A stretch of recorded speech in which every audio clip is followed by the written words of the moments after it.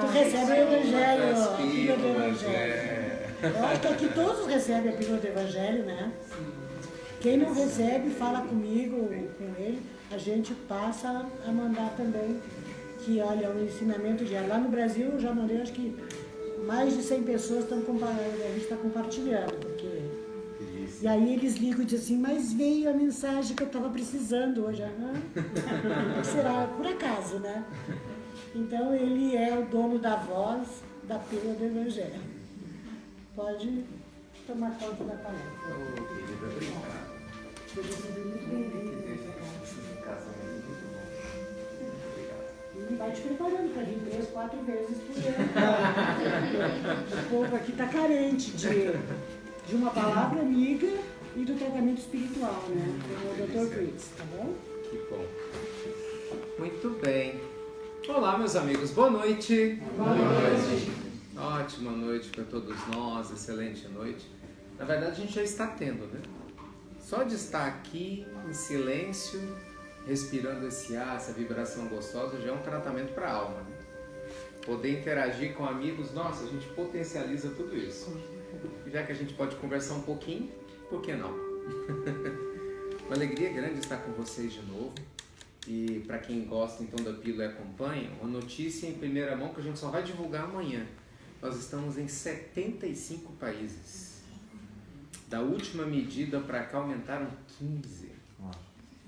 15, eu recebi hoje a mensuração direitinho. 75 países. Que maravilha, né?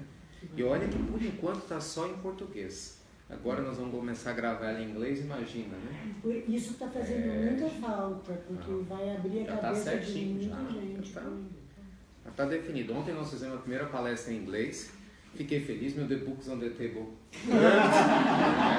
Ontem teve The Books on the Table com The Door is Open, entendeu? We put it together, it worked. So... Uma pergunta que eu te fiz, que continue. Claro. Nós estamos transmitindo direto pelo YouTube, não tem problema? Imagina, que isso, coisa boa. Ok. Nossa, que legal. Se soubesse, tinha divulgado na pílula. O povo ia estar lá. Mas já dá tempo. Que coisa boa. Qual que é o link? Do Bezerra de Menezes. Bezerra de Menezes, Bezerra de Menezes do seu site. Peraí, vamos fazer uma coisa bacana. A gente está fazendo sempre coisas novas. Qual que é? Esse aqui? Não. Antônio, no Facebook coloca Bezerra de Menezes. Mas eu preciso para colocar aqui. está na página do Facebook do Bezerra. E vai direto no YouTube também. Vocês conseguem? O link? Na internet tem. Tudo é Antônio. Que não é esse aí, eu não entendo nada. Léo? Mas 3 minutinhos só. Como é que é? Warm up. Tô gastando. Não, vamos divulgar. O pessoal gosta.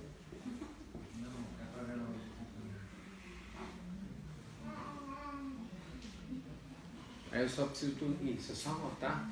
Se tiver como anotar o link, porque eu digito aqui.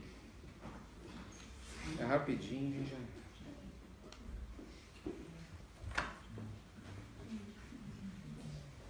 Sim. Só um minutinho, tá, gente? Do Facebook. Tem.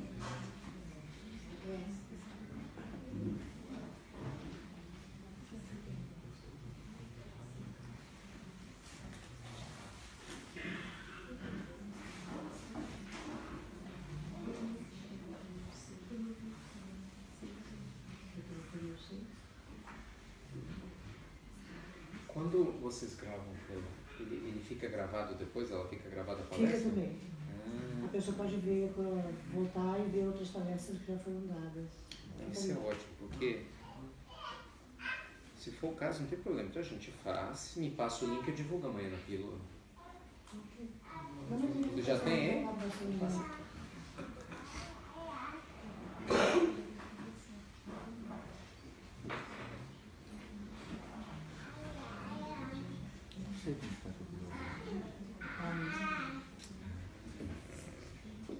facebook.com/bzmuk. É. Isso.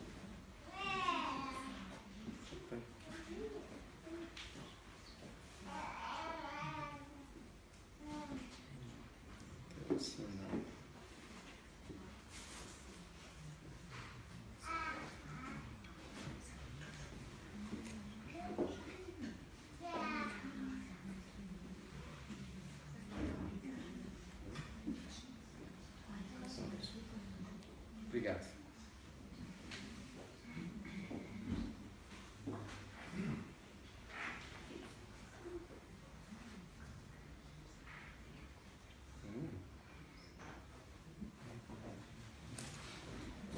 Facebook.com.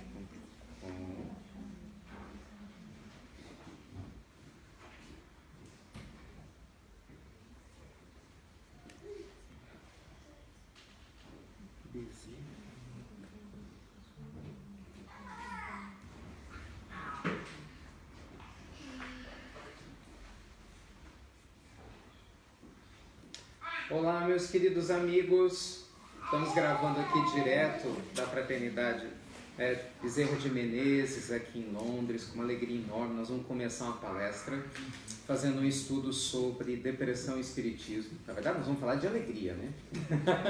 Depressão é só desculpa. E aí o pessoal está transmitindo ao vivo. Olha só que chique a tecnologia, ó, a favor do desenvolvimento espiritual. Então eu passei acima o link para vocês. Se for possível, vocês puderem compartilhar com os contatos de vocês. A gente vai ter mais ou menos uma hora e pouquinho de estudo. Acho que dá tempo do pessoal acompanhar. Tá bom? Muita luz a todos então. Fiquem com Deus. Meu Deus, descobrir o segredo.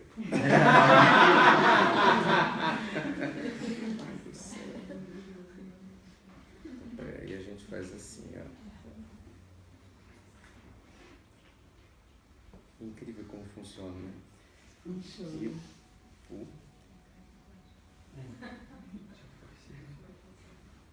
A gente acha tão legal assim, então as coisas deixam a gente muito feliz, né? Fala, criança é muito bom.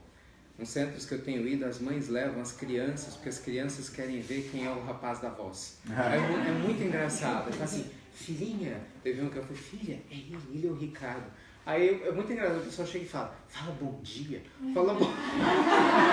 Você vai falar às 8h30 da noite, né? Fala bom dia, tá? Ei, bom dia! Aí, igual. Tá.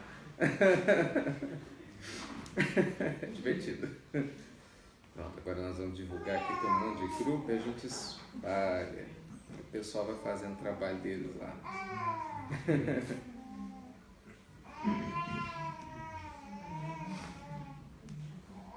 Só um segundo a gente já começa nisso.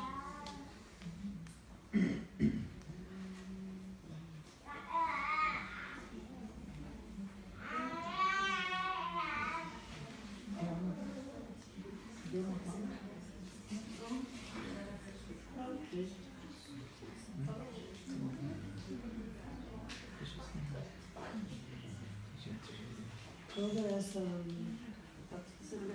Está sendo gravado. Bastidores aqui, tá tudo bom.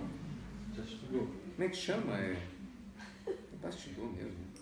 Nos bastidores. Coloca making off. Behind the scenes. In English, behind the scenes. Não, deixei, tá disparando. Obrigado. Então, vamos lá, né? Vamos trabalhar.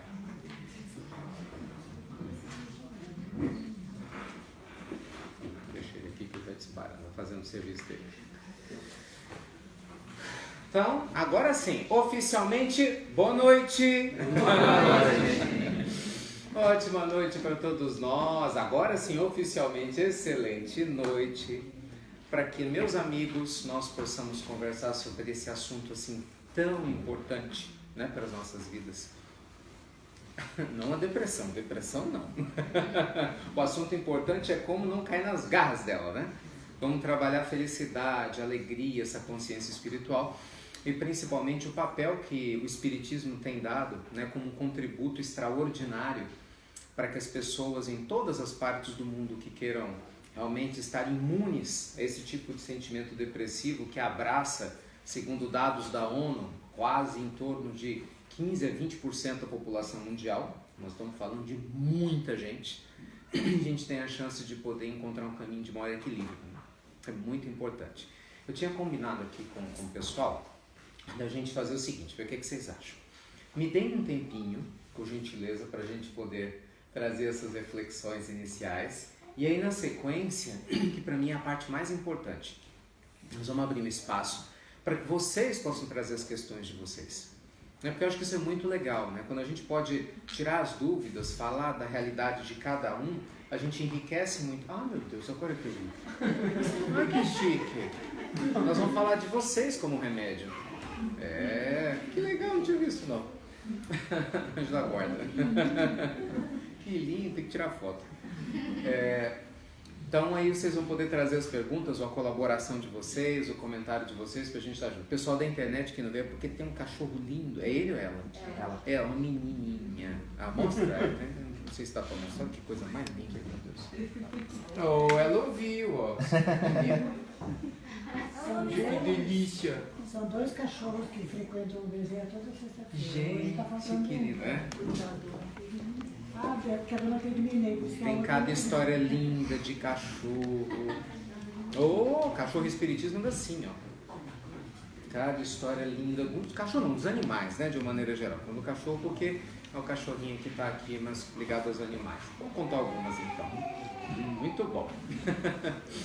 Gente, eu queria começar fazendo uma pergunta básica, lógica, a gente sempre faz, só para entender isso um pouco melhor. Vocês conhecem pessoas que ficam tristes de vez em quando? Eu não entendo, porque toda vez que eu pergunto, outras pessoas sorriem. Talvez seja a reação mesmo, né? Ninguém lembra, né? De não sei, deixa eu pensar.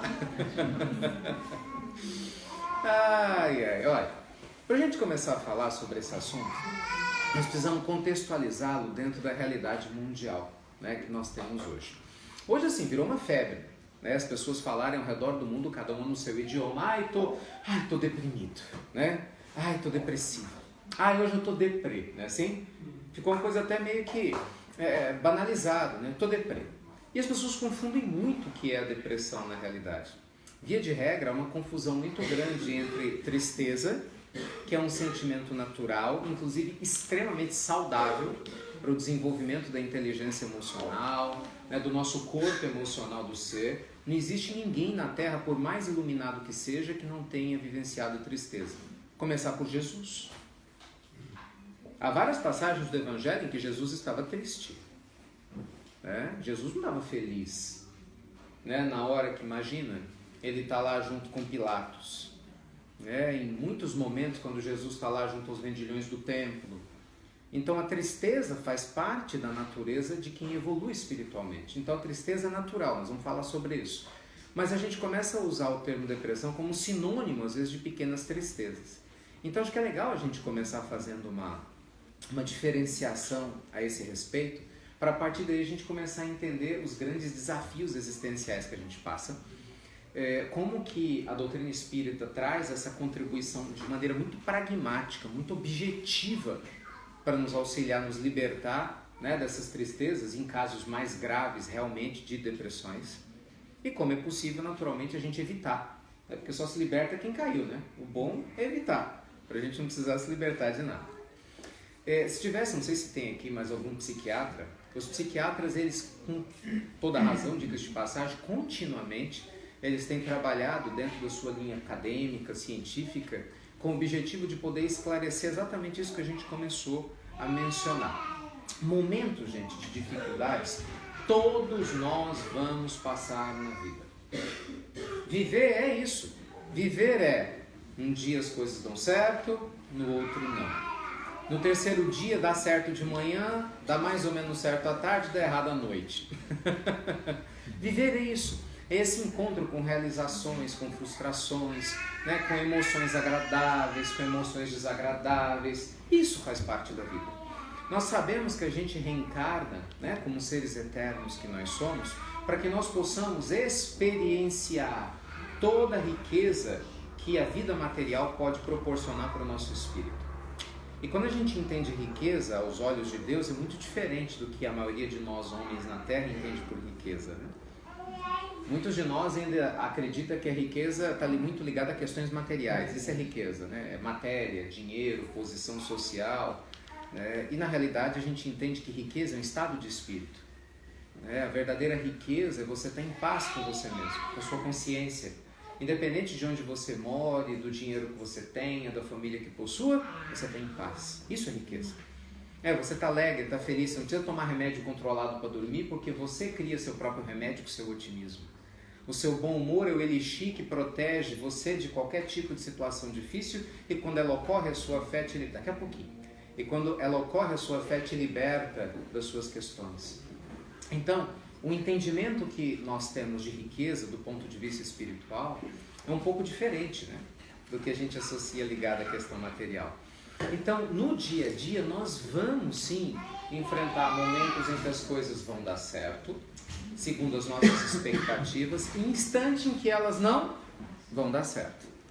Via de regra, a maioria de nós é educado para poder se apegar às coisas terem que sair do jeito que a gente quer. Sim ou não?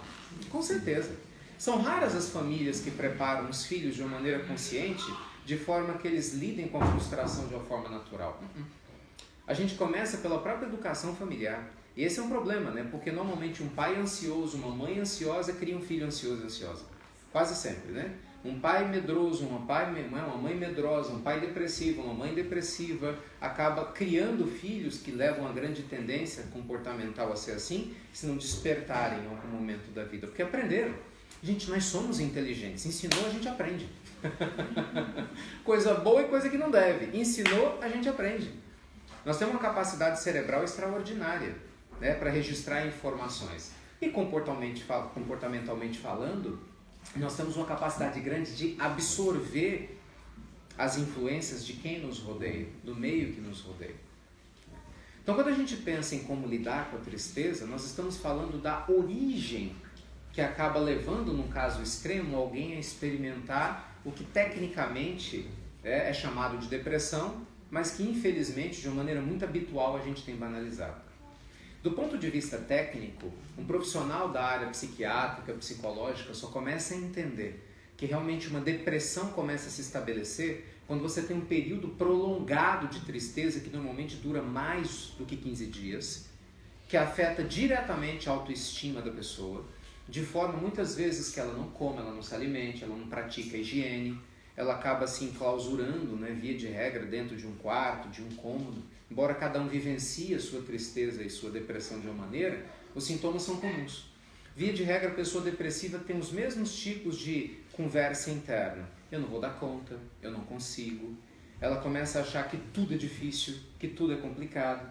Uma sensação de que nunca isso vai acabar. Seja lá o que for isso, o problema.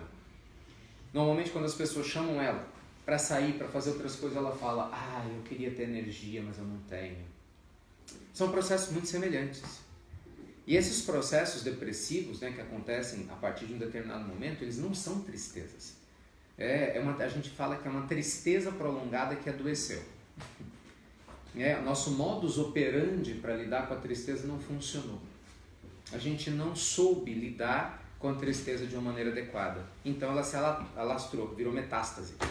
Gerou metástase perigosa. Aí a tristeza, que era algo localizado a um problema específico, a gente deixou generalizar. Com a diferença que num caso de câncer, do ponto de vista fisiológico pelo menos, conscientemente falando, a gente não tem domínio sobre essa metástase. Sem entrar no mérito espiritual, holístico de como se daria isso. Mas do ponto de vista consciencial, não. Está lá no corpo, pode ser que ele se espalhe. Mas no caso da tristeza, a gente tem total domínio para poder evitar metástase. Total domínio. Porque a maneira como a gente enxerga a vida, a forma como nós queremos interagir com os problemas, a maneira como nós estamos abertos a recomeçar, a sermos mais ou menos otimistas, a termos uma perspectiva saudável ou não da vida, a maneira que nós estamos abertos a aproveitar, meus amigos, os recursos que a vida nos traz, para a gente lidar com sabedoria com esses momentos difíceis, ou não, se a gente vai estar aberto ou não, tudo isso vai impactar na forma como a gente vai conseguir lidar mais, ou lidar menos, lidar melhor, ou lidar de uma maneira, digamos, mais complicada, né, com essas sensações de tristeza. E esse é um ponto muito sério. Hoje, o que a gente assiste no mundo? A ONU dá conta, né, através da Organização Mundial da Saúde, né, o braço da ONU para cuidar da saúde no mundo, que nós temos hoje algo em torno de 15 a 20% da população mundial que já teve, tem tendência a ter algum tipo de depressão. É uma perspectiva, né, um número aleatório. O número pode ser maior, pode ser menor, não tem como mensurar item por item. Até porque isso é uma coisa muito sui generis, né? Nem todos os casos de depressão são catalogados, eles são tratados.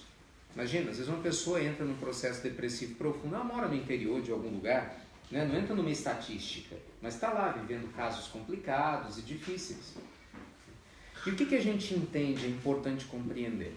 Existem vários fatores que podem predispor cada um de nós a viver experiências depressivas. Vários fatores. Presta atenção porque isso é muito importante. Via de regra, o primeiro fator predisponente, né, a uma pessoa lidar com a depressão é o fator emocional. O nosso tônus emocional, nossa inteligência emocional. A forma como nós estamos nos programando internamente para lidar com as dificuldades. Por mais que a gente tenha, digamos, uma predisposição, alguns profissionais da área da saúde sustentam, fulano tem uma predisposição genética ou biológica à depressão, por quê? Porque ele produz, o distímico, né, tem distimia, produz uma quantidade de serotonina, de endorfinas muito baixa, então biologicamente tem uma dificuldade grande de reagir. Sim, mas por que isso acontece? E aí nós vamos começar a entender a conexão do mundo espiritual com essa realidade. Porque algumas pessoas criam depressão nessa existência. Acontece uma perda, normalmente são situações de perda, né? Acontece uma perda, uma situação de frustração qualquer, a pessoa se rejeita a lidar com isso de uma maneira sábia, com aceitação, e no lugar da aceitação se revolta, e a revolta acaba criando todo um processo de aniquilamento da autoestima, e a pessoa se fecha como uma forma de se revoltar contra o mundo. Então eu me revolto porque uma pessoa que eu amo desencarnou, um animalzinho desencarnou, eu não aceito a doença que eu tenho, eu não aceito que eu fui mandado embora, eu não aceito que eu fui traído, que eu tinha um divórcio, entende? Eu não aceito algo. E essa não aceitação, não trabalhada, acaba sendo o que os profissionais chamam de gatilho, né? Eu tenho um gatilho. E aí dispara uma série de âncoras que o meu inconsciente traz emocional de vidas passadas, não só dessa. Que vai depender muito de cada um. Por exemplo, vamos criar um personagem aqui, o João. Vamos supor que o João, durante várias existências, ele tenha vivido com essa tendência depressiva. Antigamente não se chamava de depressão, até no Evangelho segundo o Espiritismo a gente tem o nome melancolia, né? Mas você vê que a melancolia existia desde a época dos filósofos pré-socráticos. Olha como isso é antigo.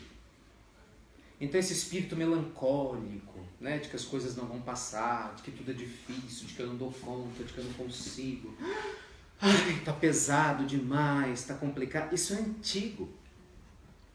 Então nós sempre enfrentamos isso. Então é natural que alguns de nós estejam lidando com essa situação há mais de uma existência. Então, se você treinou, porque nós somos bons nisso, a gente fica bom naquilo que a gente treina, né? Se a gente treinou durante uma existência toda, 2, 3 existências, né, criando uma situação aqui para poder não lidar saudavelmente com a depressão, claro que a gente reencarna com a tendência a continuar fazendo a mesma coisa. Só que aí a lei divina nos coloca em contato com experiências que vão nos provocar a ter que enfrentar aquilo que nos incomoda, que é o conflito. Ontem, quem recebe o pílula do Evangelho deve ter percebido, nós falamos disso hoje, né? Ontem na palestra em inglês nós falávamos exatamente sobre isso, sobre como lidar com os conflitos numa abordagem sistêmica, salutar. Bem resumido, o que acontece? O que é um conflito? O conflito é uma situação desagradável, né? Você tem uma expectativa, alguma coisa vai contra a sua expectativa e você não sabe o que fazer com essa sensação desagradável, pronto, é um conflito. Essa é a configuração clássica de um conflito. Eu tenho um conflito, sabe? Eu não sei o que eu vou fazer com essa situação que me incomoda. Então, via de regra, qual que é a reação comum, padrão, né, das pessoas em relação ao conflito? Elas gostam ou não do conflito? Me ajudem. Não. O ser humano normal, ele gosta ou não do conflito? Não. Normalmente, quando o conflito aparece, qual que é a tendência? A tendência é a gente ficar em paz ou ficar perturbado? Perturbado. A mente, ela fica tranquila ou agitada? Nós dormimos melhor quando a gente está com conflito ou pior? Nós ficamos mais calmos ou mais nervosos? Percebe? É uma tendência. É uma tendência. Não precisa ser nenhum especialista para saber disso, né? Então a gente é treinado para lidar com conflito de uma maneira totalmente errada do ponto de vista do equilíbrio emocional. Completamente equivocado. A gente está completamente equivocado nessa abordagem. Por quê? Porque quanto mais eu me revolto com o meu conflito, naturalmente menos recurso para vencer ele eu tenho. Óbvio, velho. Pensa. Eu tenho uma coisa que está me incomodando. Alguém brigou comigo, eu estou com raiva.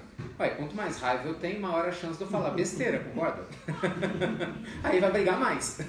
Eu fico com mais raiva. Aí você briga mais, você fica com mais raiva. Pronto, um círculo vicioso.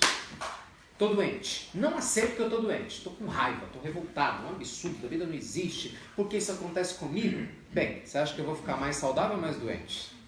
É claro. Remédio vai demorar mais a fazer efeito. Quem está cuidando de mim vai ter que ter uma paciência de Jó, porque eu estou chato pra caramba.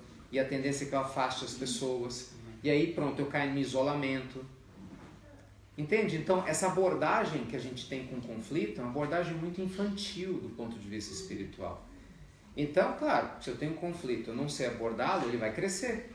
Então chega uma hora que eu passo a ter tanto conflito na minha vida, de novo a metástase conflitiva em várias áreas da vida, que a sensação que eu tenho é que eu não dou conta, não é assim? Tudo parece ser pesado demais, grande demais, só que eu não percebo que fui eu que criei isso tudo. Como assim, Ricardo? Não fui eu que briguei comigo, fulano sim, fulano brigou com você, mas você fez a escolha consciente de não barrar isso, não foi ninguém que fez. Isso se chama livre-arbítrio. Qualquer um de nós tem livre-arbítrio, a gente precisa aprender a usar isso. Não é fácil, mas esse é o objetivo de estar na Terra, é aprender a cuidar de si. No outro caminho, que seria a abordagem mais lógica, né, do conflito, o que a gente faz? Ao invés de se revoltar com ele, a gente usa o conflito de uma maneira sábia, a gente o aceita. Só que a palavra aceitação, o significado, pelo menos que ela tem para a maioria dos povos de língua portuguesa, né, é muito pejorativo. Né? Porque você fala para alguém, aceita, parece que está dizendo o quê? Cruza os braços, não é assim? Assim, mas eu não posso aceitar o meu problema, né? Como assim? E a gente entende a aceitação dentro do prisma espírita de uma maneira completamente diferente. A aceitação é a compreensão de que eu tenho um desafio para o meu crescimento e eu tenho que fazer o máximo para trabalhar para resolvê-lo sem revolta. Isso é aceitação. Aceitação não é cruzar os braços e não fazer nada, não tem nada disso. Exemplo, eu descobri que eu estou com um problema cardíaco grave. O que é a aceitação? Eu ir no médico, eu buscar todos os recursos, eu vou pegar fila, eu vou fazer o que tem que ser feito, vou tomar os remédios, vou fazer tratamento, muitas vezes isso vai me tomar um tempo danado, o coração vai doer, eu posso ter um infarto, eu posso ter uma angina, mas em paralelo a isso, eu mantenho meu bom humor. Eu me cuido para fazer brincadeiras com o meu estado de saúde, porque quem tem aceitação faz isso. Eu vou tentar entender como que eu faço desse limão a limonada. Né? Eu vou tentar criar uma situação diferente da maneira de lidar. Então isso é aceitação. Aceitação, sabe, a gente chama de aceitação ativa. Não é negar o problema, pelo contrário. É ver que ele existe, mas ter uma abordagem sábia com ele, entende? Nessa forma de lidar com as dificuldades, você nunca vai ficar depressivo, é impossível. Porque a depressão caminha por uma linha completamente diferente. A depressão caminha na linha da outra, da maneira tradicional nossa de abordar os problemas. De se sentir vítima, de se sentir incapaz, que é uma grande ilusão, porque a própria pessoa cria isso na cabeça dela. Só que ela não se dá conta. Como nós somos crianças emocionais na sua maioria, a criança não tem consciência de si mesma. A criança faz birra, é ou não é? Eu tenho uma filhinha de 3 anos, ela faz birra quando ela quer as coisas. A gente tem que falar, não é assim. Peraí, funciona assim, funciona assim. Ela ainda não tem consciência por hora das coisas. E a gente às vezes age do mesmo jeito. Eu não aceito. Como é que pode Deus levar fulano que é tão bom e deixa tanta gente ruim no mundo? Não é assim? Aí você abre o Evangelho segundo o Espiritismo, abre lá, né? Se fosse um homem de bem não teria morrido. Tá lá, tá lá. Eu não aceito, como é que eu trabalho tanto e não consigo nada? Não é assim? Eu não aceito. Cuidado com essa história do eu não aceito. Quanto mais arrogante a gente é em relação à vida, mais claramente a gente está enfermo. Porque a arrogância é a medida exata do termômetro do desequilíbrio. Juntamente com a revolta. São sintomas muito claros, né? A gente mostra o nosso desequilíbrio, meus amigos, para a humanidade, para o mundo espiritual, através de vários comportamentos, são sintomas.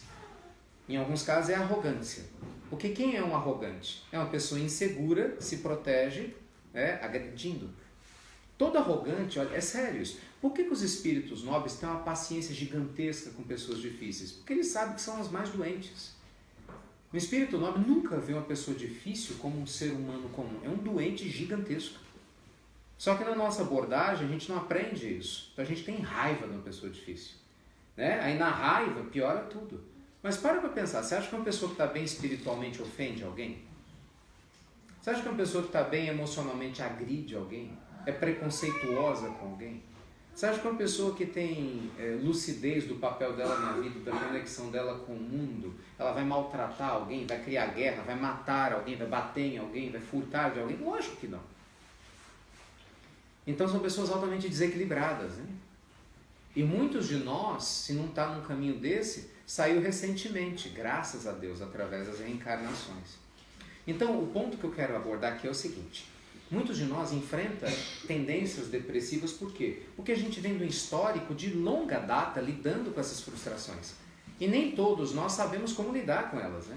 Às vezes a gente até sabe na cabeça, mas na prática, né? Uma coisa é eu saber que eu quero ficar calmo e não me revoltar, outra coisa é conseguir. Não é assim? Uma coisa é falar, não, concordo com tudo isso, Ricardo, que você está falando. Mas como é que eu vivo isso? É outra história, né? É outra história. Então, aí a gente começa a ver as conexões. A reforma íntima, tão propalada pela doutrina espírita, é um convite para que cada um de nós faça um mergulho interior. E nesse mergulho interior a gente precisa aprender a se enxergar com honestidade. E poucos de nós estão prontos para se olhar com honestidade. Porque a gente cria muitas máscaras para si mesmo. A gente conta muitas histórias para a gente mesmo sobre quem nós somos. Histórias irreais. Então muitas vezes eu vivo uma situação difícil e eu conto uma história para mim para que eu não aceite a verdade. Nossa, isso é o que mais tem. Pode observar, você vai conversar com um depressivo, via de regra, uma pessoa muito triste, o culpado é o outro. Será que sempre o culpado é o outro? Sabe aquela história, fulano me abandonou. Assim, a Beltrana me abandonou. Aí você vai conversar com a Beltrana, ela vai te falar assim, meu filho, tem 20 anos que eu tô lá tentando dar conta, faço terapia, faço assim, faço assim. Chegou uma hora que eu não dei mais conta. Mas isso a pessoa não conta pra você, não. Ela só fala assim, fulano me abandonou. Ela nunca fala, eu sou um purgante, chato demais, chata demais, sou ciumento, sou ciumenta, sou arrogante, não sei tratar com carinho, não tenho paciência. A pessoa não fala isso. Ela só fala, fulano me abandonou. Ela conta uma história para si mesma, para se sentir vítima. Porque quando eu sou vítima, eu não tenho que lidar com a minha parcela de responsabilidade, entende? Então é mais fácil culpar você, lógico. Você vê muita gente desempregada, que é um flagelo em todas as partes do mundo. No Brasil, então, mais de 12 milhões, né? Um número histórico, um problema emblemático isso. Claro que é uma prova, claro que tem um impacto social de políticas públicas, né? Longe de fugir dessa realidade. Porém, contudo, entretanto, todavia, verdade seja dita, tem muita gente preguiçosa. Não é preguiçosa para trabalhar, não. Além de preguiçosa para trabalhar, preguiçosa para se capacitar para merecer ter um bom trabalho. Tem muita gente que quando trabalha fica torcendo para chegar atrasado, quer sair antes do horário, faz um mau serviço, atende de má vontade, faz as coisas de má vontade. Sabe, muitas vezes a gente não faz por onde merecer as oportunidades que a gente diz que tem. Mas nunca o funcionário padrão fala que ele é o responsável. A culpa é do governo. Meu chefe me mandou embora, sabe, de uma hora para outra. De repente, poucas são as pessoas que começam a refletir. Por que será que ele mandou embora a mim e não o outro? Às vezes é um motivo lógico, mas muitas vezes não. Muitas vezes ele me mandou embora porque eu era mais preguiçoso. O outro fazia um trabalho melhor que o meu. Às vezes eu era mais acomodado. O outro não. De repente o outro falava 3 idiomas, eu falava só o meu e mal um segundo. E não quis também preguiçosamente me melhorar. Mas eu nunca falo isso para as pessoas. Eu falo, meu chefe me mandou embora. Então a pessoa infantil emocionalmente, ela apaga, né, da memória aquilo que ela não quer lidar. Porque é muito fácil ser vítima. Lógico que é fácil. Gente, a coisa mais fácil do mundo é eu botar a culpa em você dos meus problemas, não? Guilty. É assim? Você é o culpado. Lógico, você é o culpado. Ah, a palestra tá ruim. Ah, eles é que não entenderam nada. Lógico, bando de bobo, despreparado. Sempre o outro é culpado. É a parte mais fácil. Então, o que a doutrina nos ensina não é por aí. Reforma íntima é você assumir a responsabilidade da sua vida. Ok, as pessoas têm parcelas de responsabilidade? Tem, com certeza. Mas eu não posso mudar você. Eu não posso mudar as pessoas. O único ser que eu posso mudar... Exato, sou eu mesmo. Então é o campo, entende, que eu tenho que trabalhar. É aqui que eu tenho que trabalhar. Eu sozinho não vou conseguir mudar a política do governo e gerar emprego. Mas, poxa, o que está no meu alcance? Será que, dependendo da minha área, estudar um pouco mais? Muitas pessoas não conseguem trabalho porque são ruins de relacionamento. Não falam, não se expressam, são difíceis de se expressar. Outras já são expressivas demais, até invasivas, desrespeitosas, invadem o espaço do outro. Às vezes o problema é de relacionamento. Então tem coisas que eu posso melhorar. Talvez o meu problema é que eu sou pessimista demais. Tudo bem? Tá da sua conta. Bom dia pra quem? Então assim, tem gente que é pessimista e não se dá conta. E gente, isso é um negócio muito grave. Vem cá, lembra de uma coisa. Tenta lembrar quando você era mais jovem. Obviamente outro dia aí. Se você fosse chamar alguém para ir numa festa, ou fosse sair com você, seja porque for uma festa, para paquerar, lembra, mais jovem. Vem cá, você ia chamar quem? Os mais legais da sua escola, da sua rua, seus amigos, ou os mais chatos? Aqueles que não conversam, ficam com cara amarrada, que sempre vê o defeito e fica julgando a sua roupa, ou seja lá o que for.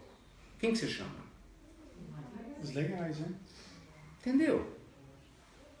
Por que você acha que quando alguém vai construir um relacionamento com alguém diferente? Então, eu preciso cair em si, entende? Eu preciso começar a me enxergar. Será que eu realmente estou sendo, entre aspas, legal? Será que eu estou fazendo a minha parte para receber a atenção que eu quero ter? Será que eu estou me predispondo, trabalhando meu humor, meu tom de voz, minha maneira de respeitar as diferenças? Será que eu me conheço? Então a reforma íntima é um grande primeiro passo para a gente se libertar das garras de uma possível depressão. Porque não adianta só você tomar remédio. Em alguns casos, quando a depressão se instala e ela é diagnosticada pelo profissional da área de saúde, se for um psiquiatra, ele vai te medicar, porque é a forma como ele aprendeu a lidar. E naturalmente ele vai observar que há um impacto bioquímico, né? Uma disfunção bioquímica no nosso cérebro. Lógico, nossa mente interfere no cérebro, isso é óbvio. Só que não vai ser só tomando remédio que vai resolver. Tanto que a terapêutica depressiva é medicamento mais psicoterapia. É assim no mundo todo. Então veja você que não se soluciona a depressão sem fazer terapia. Não tem jeito. Por quê? Porque é na terapia que a pessoa vai se enxergar. Porque o remédio, ele vai procurar fazer o balance, né, da parte química. Ok, mas se fizer o balanceamento da parte química, eu continuo sendo pessimista, porque minha abordagem é pessimista perante a vida, eu vou continuar depressivo. Porque eu escolhi viver assim, entende isso? Eu escolho ser assim. Eu escolho ver o lado negativo das coisas. Porque, gente, é muito cômodo. Tem um monte de pessoas que inconscientemente, ninguém está falando que é maldade não é maldade não. Muitas vezes é uma defesa do inconsciente do ser. Muitos de nós, com problemas graves de autoestima, faz uma depressão, a expressão é essa, faz uma depressão, para chamar a atenção dos outros. Tanto que na hora que o outro vem oferecer ajuda para eu sair da depressão, eu nego. Lógico. Porque depois eu fico bom, você não me procura mais. Entendeu?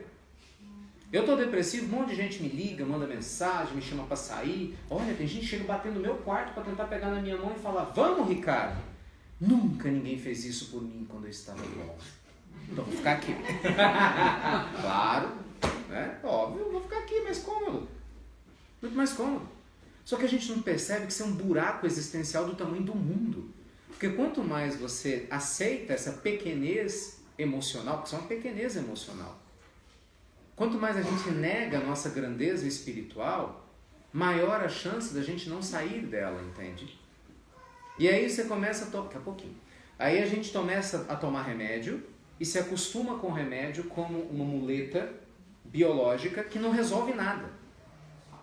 Sem ele seria pior. Ninguém está falando contra o remédio. É isso não. Eu quero dizer, só ele não resolve nada. E olha que eu nem falei ainda da questão espiritual, já chego nela. Por enquanto nós estamos falando só de você. Estou falando de mim e de você.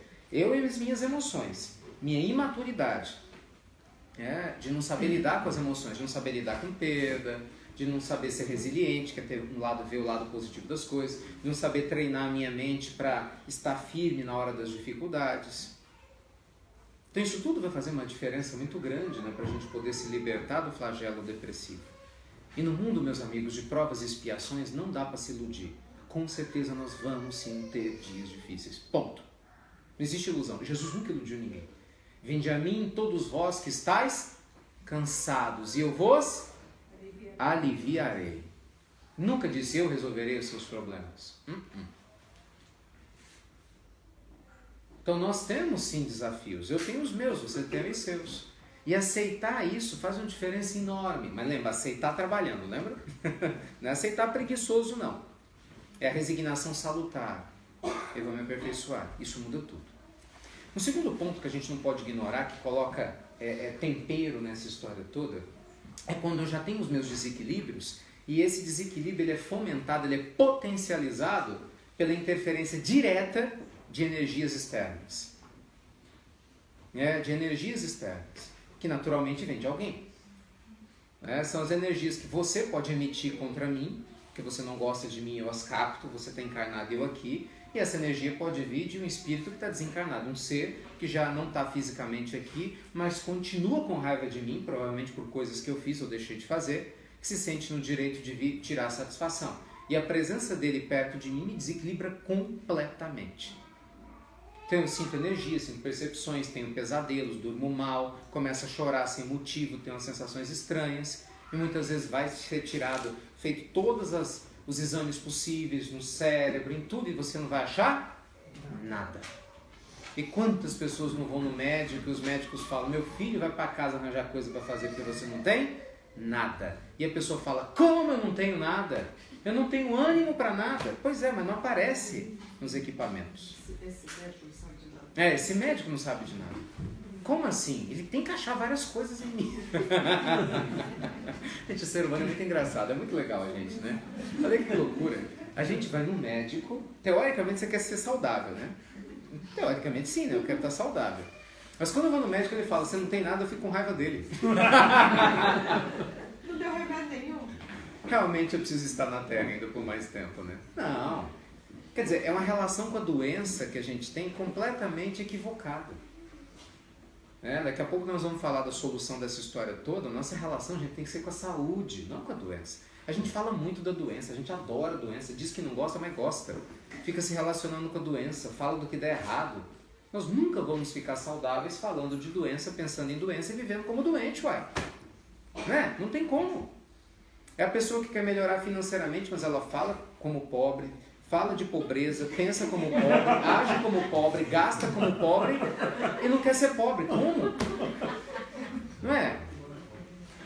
Entende? É complicado isso. Eu quero evoluir espiritualmente, mas eu ajo como egoísta, falo como egoísta, penso como egoísta, me sinto como um egoísta, vivo cercado de gente egoísta, mas eu quero evoluir espiritualmente.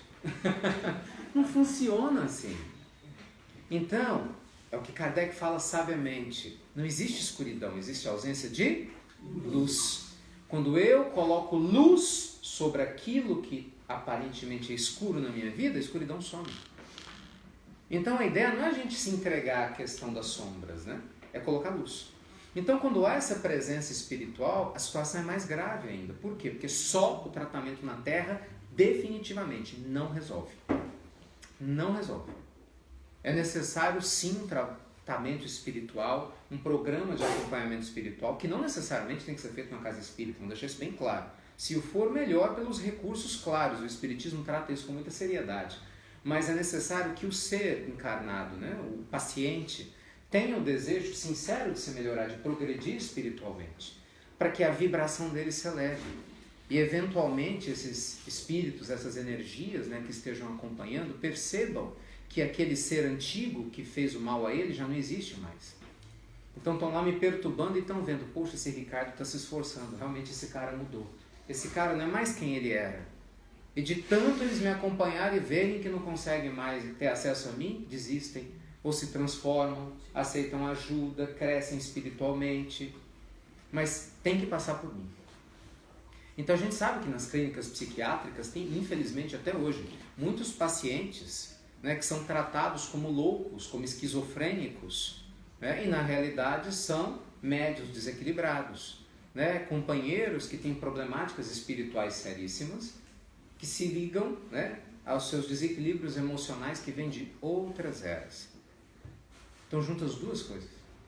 Então veja como isso é sério. Vocês que estão aqui, não sei, alguns eu sei que acompanham, mas a Associação Médico Espírita, né, tem a brasileira e internacional, tem feito um bem gigantesco. Por quê? Porque vários profissionais seríssimos da área da saúde, vários, pessoas que estudam, que se dedicam, né, que têm comprovações científicas dos seus postulados, têm demonstrados em congressos, dentro do mais critério, né, do mais rigoroso rigor científico, como que a terapêutica espiritual, seja com água fluida, seja participando de reunião pública, do evangelho no lar em casa, das reuniões ditas de tratamento, de desobsessão, como elas auxiliam beneficamente o, entre aspas, deprimido.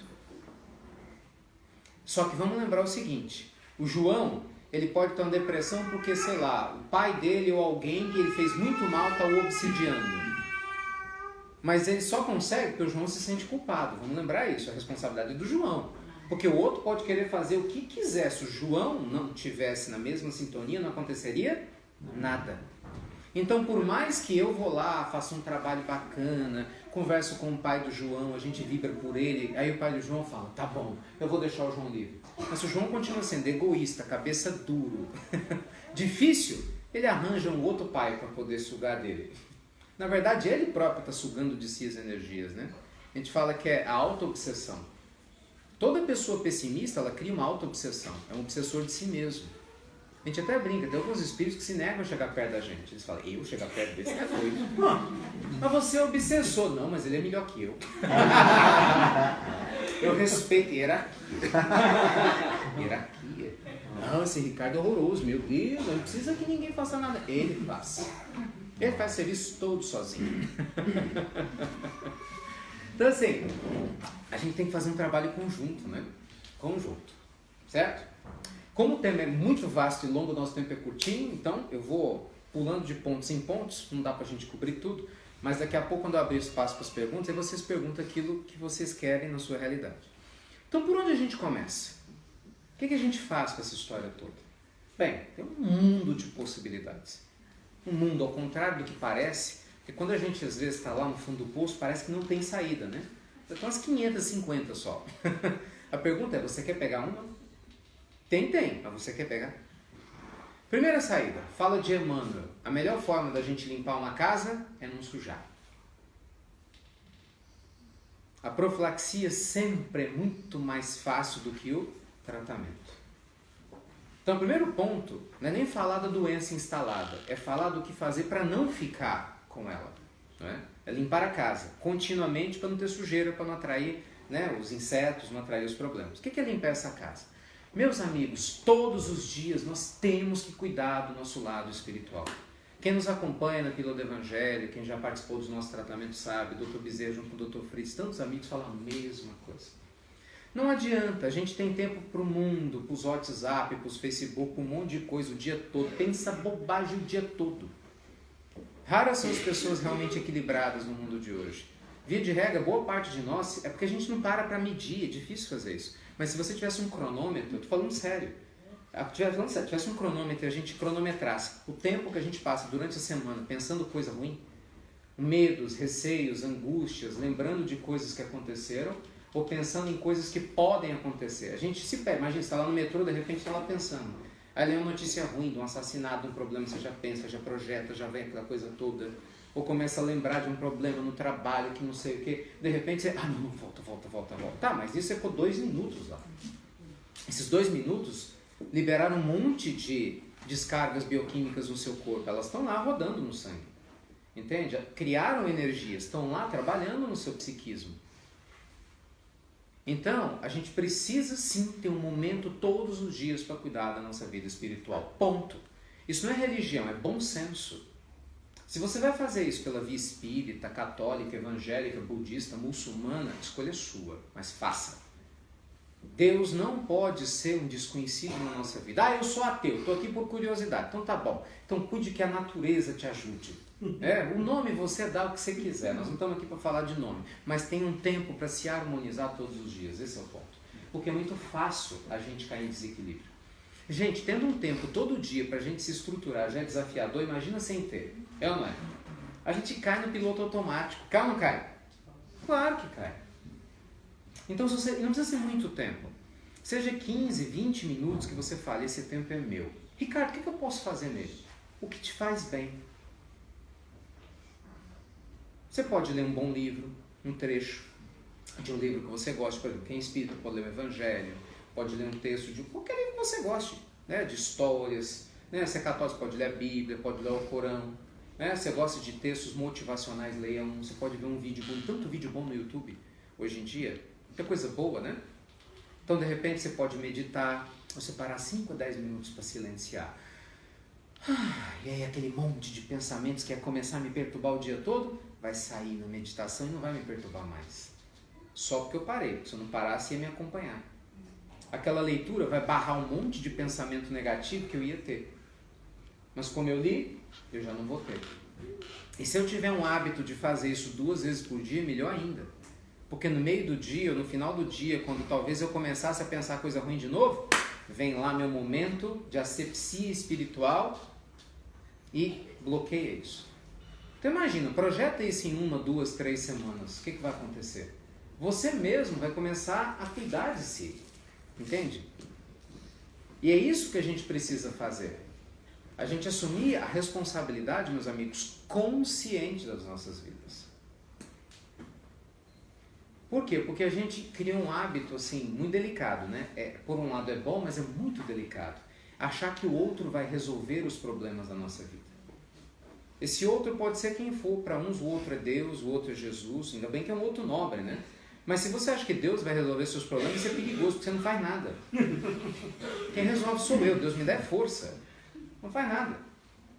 Gente, Deus resolvesse o problema de alguém, já estava tudo resolvido. Deus é competente, o incompetente somos nós. Vai. O Senhor da vida nos deu as condições para a gente fazer o trabalho.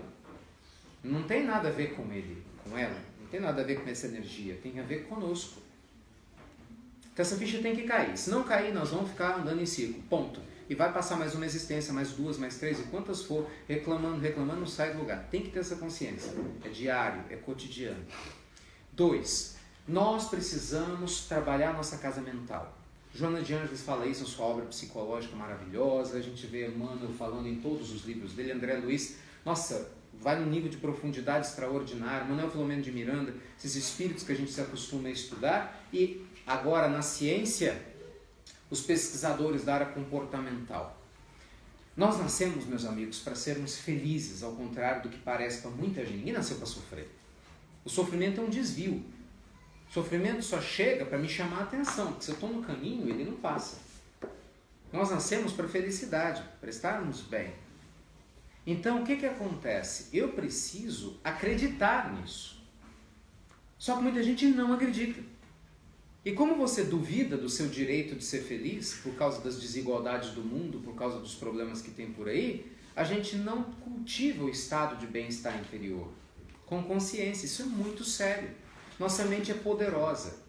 Olha o exemplo do que eu estou falando agora. Eu não sei quem é você, mas está agora. Cada um de nós aqui tem diálogo interno, não tem? Né? Você está falando coisas para você agora sobre o que eu estou te dizendo. E o que você está falando está te programando. Se você é uma pessoa que está aí aceitando isso, você está lá, gente, é verdade, caramba, eu tenho que estar mais atento. O que eu vou fazer para melhorar? Mas espere, mas em casa de manhã não dá tempo, eu tenho que pegar metrô de 7, assim. De repente o outro está lá pensando, o que é esse cara idiota, né? Ele fala um monte de besteira, que bobajaiada danada. Ou então fala isso, pode servir para os outros. Para mim não serve. Bem, você está se programando para continuar vítima. Parabéns para você, vai ficar assim. Nós somos bons. Não importa para o que você está se programando, você vai conseguir. É simples assim. Ninguém interfere nisso. Ninguém interfere. A diferença é que quando a gente trabalha para melhorar, a gente tem uma chance de ser mais feliz. Eu não conheço ninguém com chance de ser feliz se programando para piorar. Se a Terra, meus amigos, é um grande hospital e todos nós somos doentes, Eu prefiro ser um doente que trabalha, ser um doente preguiçoso. E você? Então esse é um ponto que é fundamental. Assumir, né, essa responsabilidade. Então, observe, se eu nasci para ser feliz, eu preciso me respeitar. O que é se respeitar? Em todos os sentidos. É cuidar do seu corpo, que muita gente não cuida, e o corpo manda conta. Muitas pessoas, estou passando por uma dura prova física. Tá nada, comeu muita besteira. Vai ter indigestão, não tem prova. Entendeu? Não tem nada, não existe prova. Eu tô com um problema grave, umas dores de cabeça, uma enxaqueca, acho que é uma obsessão. Não, você tá dormindo pouco. E às vezes porque tá vendo bobagem à noite, pendurado no computador. Então, a gente tem que assumir o controle da nossa vida. Peraí. Tem coisas que eu não domino agora no meu corpo, mas tem coisas que eu posso melhorar. Sabe? De repente eu posso melhorar meus hábitos, ter um tempo para cuidar do meu corpo, cuidar da minha saúde. Né? Eu tenho uma dificuldade, eu vou buscar um recurso para me ajudar, que eu gosto, que eu acredito que vai me fazer bem. Então muitos de nós ignoram a si próprio. Não pode. Nós temos o dever. Para quem gosta de estudar, no livro Obreiros de Vida Eterna, André Luiz nos conta a história de Dimas. Dimas foi um grande benfeitor na matéria que viveu na cidade de Lavras, é um personagem que tem biografia. Lá na cidade de Lavras, no interior de Minas. O Dimas era católico, um homem muito bom, mas desencarnou antes da hora. Por quê? Porque não cuidava dele. André Luiz nos mostra ele completamente desequilibrado no enterro dele. Um monte de gente no enterro dele, porque ele era uma pessoa boa, todo mundo gostava dele. Mas ele desencarnou antes da hora. Aí ele próprio, André Luiz, não entendeu. Mas como assim o cara não era bom? Porque a gente tem essa ideia, se eu sou bom, tudo se resolve. Tem nada a ver uma coisa com a outra. Nada a ver uma coisa com a outra. Eu posso ser uma pessoa muito boa e ansiosa, e essa ansiedade vai me prejudicar muito. Eu posso ser uma pessoa boa sem inteligência emocional, entende? Ser bom tem a ver com caráter. Inteligência emocional tem a ver com emoções. Emoções são uma coisa, caráter é outra. São coisas distintas. E é óbvio que, para eu crescer espiritualmente, eu vou precisar trabalhar o caráter e as emoções. Então a gente não pode, né, meus amigos, ignorar essa realidade. Então, ser feliz é importante. Então vamos supor que você está numa profissão que não gosta, mas também não se prepara para ir para uma que gosta. Você está cultivando o seu mal-estar. Sabe, de repente, poxa, você está num relacionamento que não é legal, mas às vezes você tem o direito de buscar um relacionamento saudável. Ou então tem o direito de buscar melhorar a si próprio para melhorar o próprio relacionamento atual. Então a gente tem o direito de buscar o que nos faz bem. Sabe? De identificar o que é que me faz bem. Quando a gente falava, né, eu via a cachorra, qual que é o nome dela? Hannah? Ela. Ah, o nome dela é ela? Hey, she. Hi, she, how are you? Ela com 2 L's, né? Bom, água é bom. Os animais, a título de exemplo lindo, gente, possuem uma função espiritual gigantesca no planeta Terra hoje. Ignorado curiosamente por muita gente. Muita gente não entende a importância dos animais, em todos os sentidos. Eu não vou nem entrar no mérito, porque você vê, os animais nutrem os nossos corpos. Os animais são responsáveis ainda em boa parte por nos agasalhar. E os animais são responsáveis por agasalhar nossa alma. O número de suicídios no mundo só não é maior por causa da presença dos animais. Nós nunca tivemos tantas pessoas no mundo morando sozinhas ou com independência como hoje. Nunca na história da humanidade. E muitas pessoas não fazem loucuras porque tem um cachorrinho que faz companhia, um gatinho, um periquito, um papagaio. Hoje mais cedo eu conversava com uma pessoa cuja filhinha tem algumas dificuldades emocionais relativamente graves, né? E a filhinha só se sente feliz quando está com animais, coincidentemente com cachorros. A filha ri quando não sorri para nenhuma pessoa.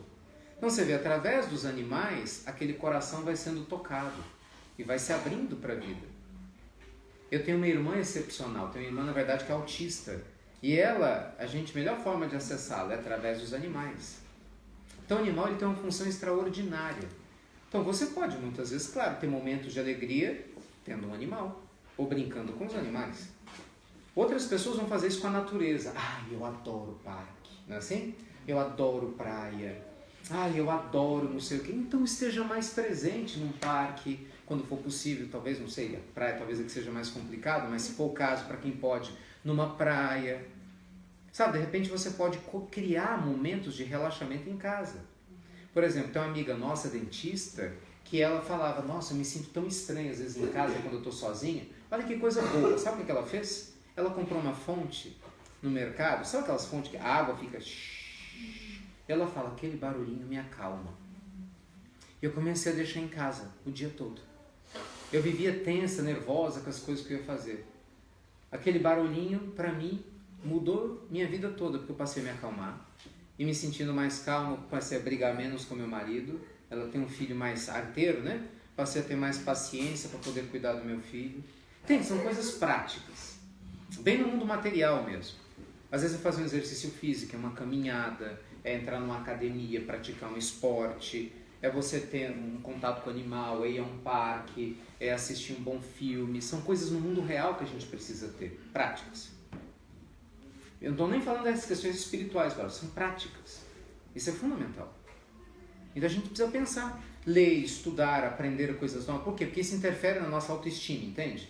Se você está com a autoestima legal, consequentemente você tem mais tônus emocional para lidar com as tristezas. Elas vão vir, vão te baquear, mas você levanta e segue. Mas a pessoa que não tem raiz, vem a tristeza, pum, ela derruba e eu fico lá parado. E aí a depressão se instala.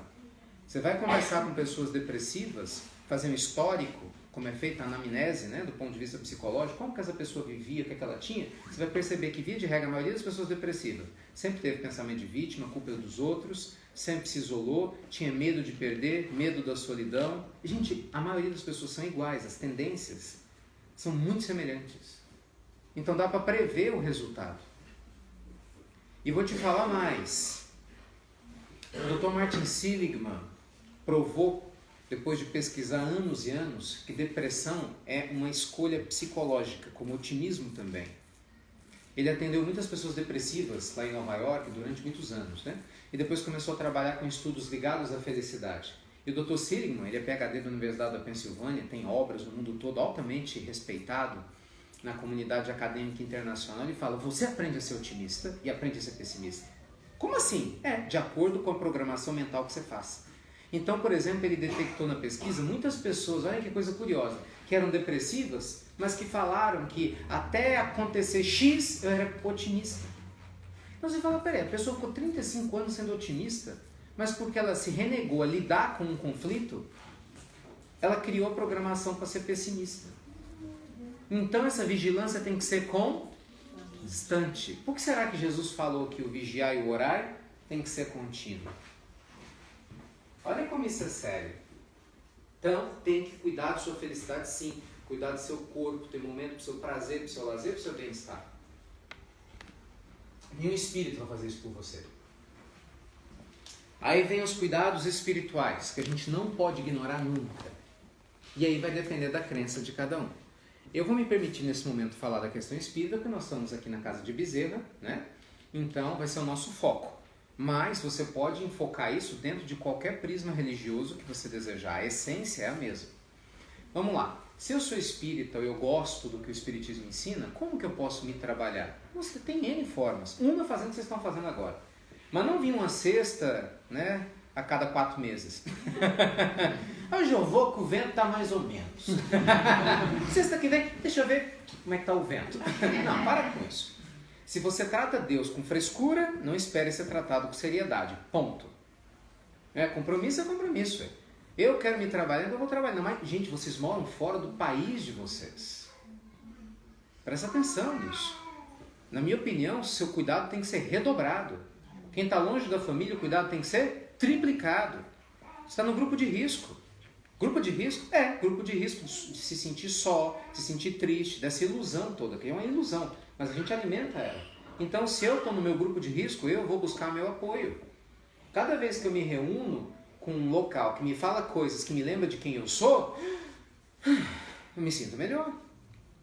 Então, você pode vir uma vez na semana num centro da sua preferência, procurar se engajar num trabalho social, que você se sinta firme, Todas as pesquisas no mundo mostram que pessoas que praticam caridade, trabalhos sociais, é o volunteer, né, em inglês, né, o voluntariado, todos eles têm um sistema imunológico melhor, adoecem menos e têm uma tendência a serem mais felizes. É a terapia ocupacional em todos os níveis.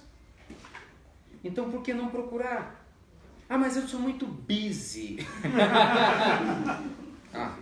Quem não é, criatura? Você acha que quem fica fazendo trabalho social é tudo folgado, então? Você acha que as pessoas que fazem o bem, ninguém tem nada para fazer? Vem pra cá, criança. Você acha que ninguém... Você acha que ninguém tem nada para fazer? Fala para eles que eles têm que fazer, né? Tem que fazer. A gente tem que fazer. São escolhas. Aqui, ó, uma boa dica. Eu tenho preguiça para caminhar. Você tem uma coisa linda dessa, você leva para caminhar todo dia.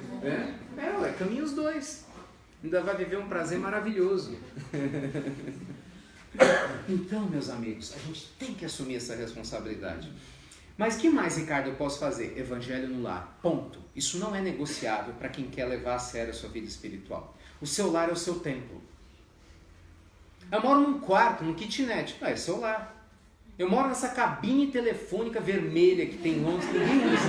Porque todo celular ninguém usa.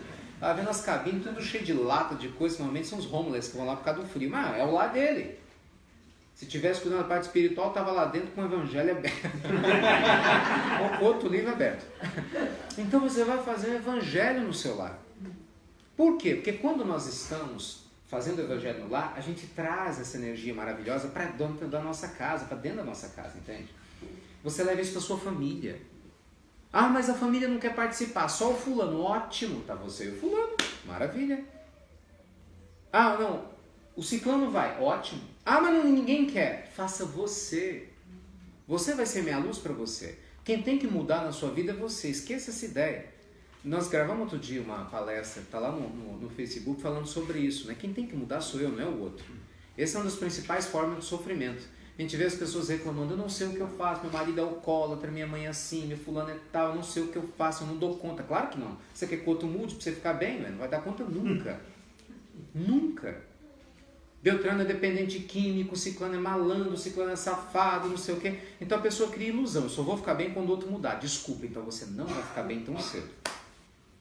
Ou você aceita essa realidade, encara a vida como ela é, ou as coisas não mudam. Quem muda sou eu. Gente, pensa comigo, o que é mais fácil? Você tem um campo cheio de brita lá fora. É mais fácil você querer forrar todo o campo com tapete ou calçar sua sandália?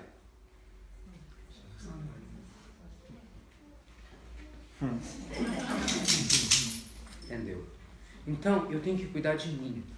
Esse é o meu compromisso. Se eu me iluminar um pouco mais, eu vou poder ser mais compassivo com você. Eu vou poder ser mais sábio com você. Eu não vou deixar você me manipular. Se eu me amar um pouco mais e se eu aprender a olhar para minhas emoções, sabe, sem exageros, eu sei que a tristeza vem e vai, como as estações do ano. Pode demorar, como às vezes o inverno mais prolongado, mas ele não é eterno, passa. Eu não vou desistir, entende, de buscar o meu rumo. Então esse cuidado espiritual do Evangelho no lar vai ajudar muito. Imagina, você está estudando, você pode participar de um grupo de estudos no centro, olha que coisa linda. Você tem boas leituras para fazer. Se a gente fica tanto tempo no metrô, você pode estar lá sempre lendo uma coisinha, um livro bacana. Nada impede. Entende? Então são escolhas. Então, para a gente encerrar essa abordagem teórica aqui, o que eu quero dizer para abrir espaço para ouvir vocês e a gente conversar nas suas dúvidas? A depressão existe? Claro que existe. Por que o pessoal fala que é o mal do século? Porque nunca o homem teve tanto contato consigo mesmo quanto agora. Então hoje a gente tem uma série de possibilidades de entrar em contato conosco e ver as coisas que a gente não gosta. Né? E a comunicação facilitada torna isso muito mais simples, a gente contar para todo mundo nossa tristeza e angústia. Gente, tem depressivo porque não tem like no Facebook. É sério. Eu li um estudo americano sobre isso, os depressivos do Facebook. Ué. Eu posto uma mensagem, fico lá.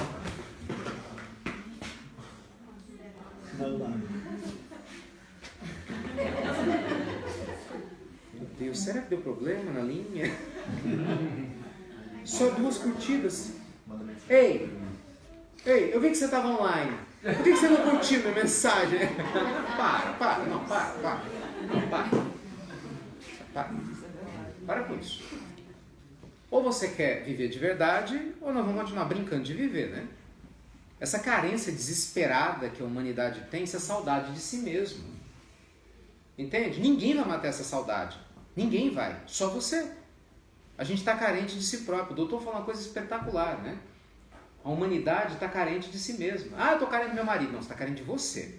Antes de qualquer outra coisa. Eu estou carente do meu filho. Não, você está carente de você. Eu estou carente da minha esposa. Não, nós estamos carentes de nós. A gente tem saudade das pessoas. Uma pessoa equilibrada, ela sente saudade de uma pessoa que ela ama. Ela não sente carência. Só sente carência quem está vazio. E quem está vazio está carente de aceitar a sua própria luz. Por isso Jesus disse, deixai brilhar a vossa luz. Que a gente normalmente não deixa. Nós é que temos o remédio interno. Então, Ricardo, já estou me sentindo depressivo, o médico já falou, então continue tratando com seu médico, tome, claro, os seus remédios, até o momento que isso não for mais necessário, mas não deixe de fazer sua parte, espiritual e emocional. Ah, eu me sinto triste. Mas eu também me sinto várias vezes, a tristeza é natural, aprenda com ela, mas não se entregue a ela. E eu tenho certeza que se você estiver no evangelho, no trabalho, no bem, sabe? Cultivando bom humor, pensamento positivo, junto com o grupo, fazendo coisas que você gosta, contato com os animais, contato com a natureza, a gente não tem como. A gente melhora, só se não quiser. Dor nós vamos ter, perdas, quem não tem? Um parente que desencarnou, uma situação frustrante, um caso amoroso que não deu certo, né? um caso de saúde que não está legal. Todo ser humano tem. Isso é da natureza humana, isso faz parte de viver na Terra. Então a gente tem que ver a beleza dos demais, né? Dos demais campos. Você vê o caso de uma senhora lá no Brasil que estava lá depressiva com raiva de Deus. Acho que eu contei isso aqui da última vez, com raiva de Deus, porque o irmão e a mãe desencarnaram, né? Ambos com mais de 60 anos, a mãe com quase 90, ele com 60. Ela ficou com raiva de Deus. Meu Deus do céu, minha mãe não conheceu o pai direito. Então, se fosse assim, é o quê? Botar Deus na justiça. Entendeu? Então, assim, é relativo. Já tem pessoas que falam, muito obrigado, meu Deus. Você me deu a chance de ficar com a minha mãe 60 anos, isso é uma honra. Tem gente que a mãe morre no parto, desencarna no parto. Eu tive um irmão que ficou comigo 60 e poucos anos, maravilha, 40 anos, isso é uma honra, isso é uma alegria. Eu estou triste aqui pela saudade, me ajuda a lidar com essa saudade, eu sou grato, meu Deus. Vamos embora, que eu sou grato. Entende? Tudo é uma questão de ponto de vista, né? Se eu vou colocar o foco na gratidão ou na falta, né? Na alegria ou na tristeza. É escolha, meus amigos. Livre arbítrio. Bem, enquanto eu bebo uma água, quem gostaria de fazer um comentário, uma pergunta e abrir nosso espaço? Eu posso fazer um comentáriozinho engraçado até. Para quem conhece bem Londres, St. Paul Cathedral tem uma estátua na frente de uma rainha, que todo mundo confunde com a Rainha Vitória, é a Rainha Ana. Ela está de costas para a entrada da catedral, é um fato curioso. Ela está de costas para a entrada da catedral porque ela pediu para quando ela morresse, que eles fizessem uma estátua dela de costas para Deus, porque ela morreu com ódio de Deus, porque ela perdeu os 17 filhos que ela teve. O filho mais velho que ela teve morreu com 11 anos. E ela teve 17 filhos, perdeu os 17, o mais velho com 11 anos. E ela pediu para quando ela morresse, que eles fizessem uma estátua dela de costas para a igreja, que ela morreu com ódio de Deus. Certamente isso não resolveu nada, os filhos não reencarnaram por causa disso, e se eles desencarnaram jovens, algum motivo tinha, porque sempre tem um motivo. É porque hoje a palestra não foi sobre isso, né? Tem palestra que eu conto um monte de histórias. Sempre tem uma história. Nada por acaso, nada, absolutamente nada, nada, nada, nada, nada. Até esses desastres gigantescos, tudo tem um motivo. Pode ter um desastre gigantesco, vai desencarnar 50 mil. Você pode ter certeza, 50 mil foram atraídos ali por causa do desencarne coletivo. Nada acontece por acaso. Ninguém sofre o que não precisa, ninguém adoece o que não tem necessidade, ninguém respira algo que não necessita. Porque se assim fosse, Deus seria injusto. Isso quer dizer que justifica os desequilíbrios? Lógico que não. Isso quer dizer que a gente tem o quê? Que aceitar. Como? Fazendo o máximo para melhorar, mas sem guardar no coração revolta. Revolta não nos ajuda, meus amigos, em nada. Absolutamente nada. Só nos distancia do equilíbrio, né? E do bem-estar. Quem mais? Obrigada. Evangelho no lar. Na minha dúvida é essa. Obviamente, o que se entende quando você está fazendo, tem os teus amigos presentes, Deus acima de tudo, e os nossos amigos espirituais, os benfeitores. Como faz, então, por exemplo, o Dr. Fritz falou para fazer todas as noites. E aí você... Todo dia. Ou todos os dias. Tem que escolher um horário. E como você vai? No caso, você não pode, eles vão estar lá. A sua pergunta é muito boa. É bom porque permite tirar essa dúvida. O que acontece? No Espiritismo, convencionou-se, até por uma questão de ordem pedagógica, né? Se aconselhar as pessoas a fazer evangelho uma vez na semana, naquele dia, naquela hora. Até por uma questão social. Hoje você tem famílias, cada um com um timing diferente, uma vez na semana. Para muita gente já não é fácil, mas é mais simples você predispor um horário. Mas isso é uma questão de disciplina. E como o doutor fala muito bem, é uma vez na semana, vírgula, no mínimo, 3 pontos. Não é no máximo. Porque é uma questão de lógica. Eu concordo plenamente com ele. Claro, ele fala assim, poxa, você faz o evangelho 30 minutos, uma vez na semana. Mas durante todas as outras horas, enquanto está acordado e muitas vezes dormindo, está pensando coisa negativa, projetando coisa... Quer dizer, a gente suja a nossa mente a semana toda para em um dia parar. Então qual que é a proposta? Que você mantenha pelo menos essa vez na semana que você mantenha e que seja os outros dias você possa fazer o seu evangelho, se você tiver um horário fixo melhor, mas que não tenha, você faça nos momentos que você tiver. Mas a ideia é que você tenha um momento seu com Deus. Seja seu, seja junto com a família. Eu sei de casos, por exemplo, de pessoas fazerem o evangelho no café da manhã. Muitos. E eu fico até muito feliz, porque muitos usam a pílula do evangelho para isso. Por isso que eu sei, porque o pessoal me conta, né? A gente está tomando café, a gente coloca a pílula, faz uma prece, café mesmo, tomando café com o evangelho. Imagina, pão, tomando café, ouve, lê o evangelho ou lê um livro legal, faz um comentário, faz uma prece agradecendo a Deus e vai embora. Por quê? Porque é tempo. Mas olha que legal, já saem para o trabalho com o pensamento elevado. Isso todo mundo pode fazer. Eu estou lá esperando o metrô. Eu tenho meu horáriozinho de almoço, ao invés de eu ficar às vezes cansando, andando para matar o tempo, eu posso estar ali, uns 10, 15 minutinhos, eu vou para um café, estou lá tomando café, mas eu estou ouvindo uma mensagem linda, fiz uma oração bacana, oh meu Deus, agora pensou esses 15 minutos que eu estou aqui nesse café para eu descansar minha mente, serenar minha alma, ficar bem. Vou lá, vejo uma mensagem legal, leio, reflito, trago isso para a minha vida. Oh meu Deus, muito obrigado. Vou voltar para o meu trabalho agora, mas estou muito agradecido. Só voltar melhor. Entende? Assim, a gente adapta no dia a dia. E aí, quando chegar aquele dia fixo, que todo mundo na família se organizou, tá lá. Mas olha que legal, você fez todo dia. Você ajudou todos os dias a ficarem melhores. Essa é a ideia. Em primeiro lugar, eu quero agradecer a sua presença, porque você tem andado comigo nos metrôs de Londres, em todos os lugares. Sem pagar nada. Deixa eu carregar o voz. Eu tenho. E fantástico. Eu amo todos os dias ouvir aquilo. Eu acordo, eu escuto de tarde, eu escuto à noite. E quando me ligam, alguém fala, estou com um problema. Não, peraí, escuta a filha também, manda para todo mundo. E aí eles vão dizer, nossa, mamãe que é bom mesmo. Eu digo, então vai escutando. Então, na verdade, eu quero agradecer a oportunidade de estar aqui. É muito bom. A Cira tem ajudado muito no meu dia a dia. E uma dúvida que eu tenho, quando você fala com relação aos obsessores, quando a questão da depressão está com os obsessores, assim, como exatamente lidar com isso, que não seja quando você não consegue sozinho?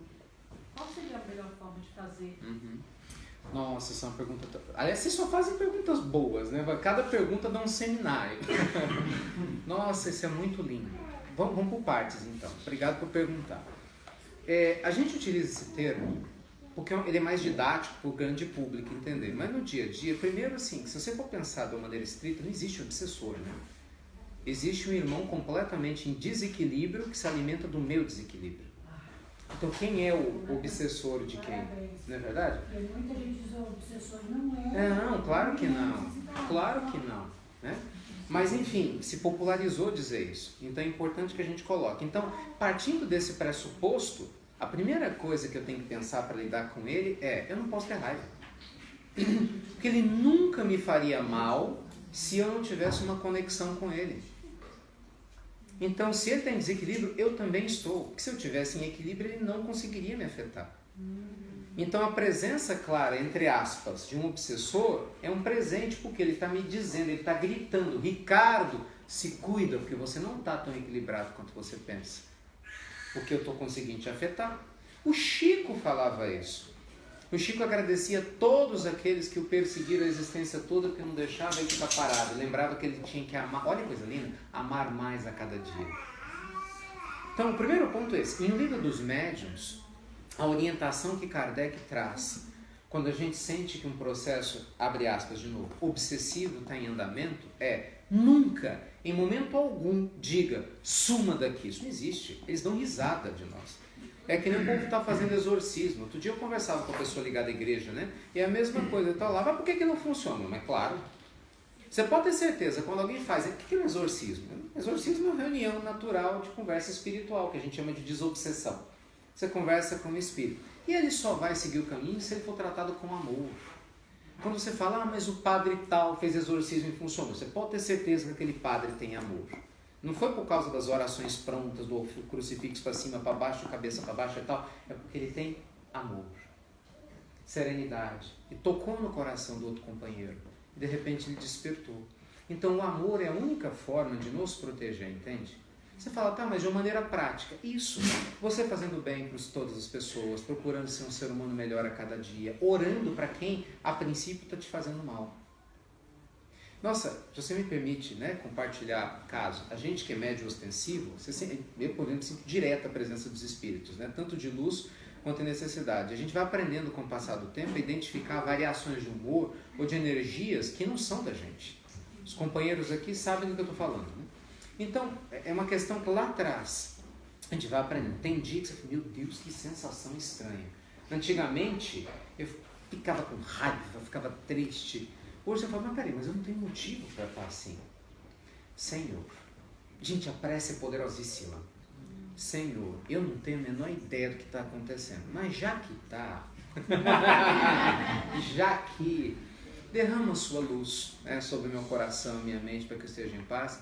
E se por algum motivo eu ter feito mal a alguém, né, ou tiver atraído algum companheiro que necessite de luz como eu necessito, beneficie ele ou ela também. Gente, é incrível. O alívio é imediato. Mas é uma coisa, porque é imediato. Porque do ponto de vista fluídico funciona assim. Há uma ligação de cordões fluídicos, perispírito a perispírito, normalmente. O que ocorre? Na hora que a elevação da vibração nossa, automaticamente desliga. É como você pegar o plug e tirar da tomada. É literalmente imediato. Mas você fala, aí tem gente que fala assim, mas eu rezei e não funcionou. Com certeza não foi com amor. Você rezou com pressa. Você rezou para tirar. Ai, Senhor, tira todas as influências negativas. Mas é assim mesmo. De mim. Afasta todo mal em nome de Jesus. Não, tá igual. Esse negócio não funciona. Não funciona. Mas como? É o amor, entende? Mais do que a forma, é o amor. Então o amor blinda a nossa alma e faz a conexão com a alma do companheiro. E, gente, você pode ter certeza, se hoje nós temos essa chance de sermos, entre aspas, obsidiados, é uma chance linda da gente treinar nosso amor. Eles são professores de amor. Porque pode ter certeza que nós já fizemos isso com muita gente. E hoje nós ainda fazemos. Eu faço, não sei, mas muito provavelmente. Quantos de nós somos possessivos com filhos? Isso é uma obsessão encarnada para encarnado. Possessivo com marido, com esposa, através do ciúme, de desejo de controle, de manipulação. Então é sempre uma aprendizagem, né? Sempre uma aprendizagem. Quem mais? Bebo mais água.